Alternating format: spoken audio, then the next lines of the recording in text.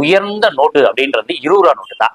20 ரூபா தான் குபேரனுடைய நோட்டு அப்படின்னு நாங்க சொல்லுவோம். ஏன்னு கேட்டீங்கன்னா, அந்த 20 ரூபா நம்ம கையில இருந்துச்சுன்னா நம்ம கிட்ட பண வரவு வந்துகிட்டே இருக்கும். இந்த குபேரனை நம்ம கையில வச்சிருந்தோம்னா நிறைய ரூபாய் நோட்டுகள் அந்த நோட்டை நோக்கி முற்றிலும் உண்மை. நான் கூட ஃபஸ்ட்டு நினச்சி பார்க்கல இது உண்மையா அப்படின்னு சொல்லிட்டு. நான் உங்களுக்கு ஒரு வீடியோ போடுறேன் அப்படின்னா கண்டிப்பாக நான் ட்ரை பண்ணி பார்ப்பேங்க.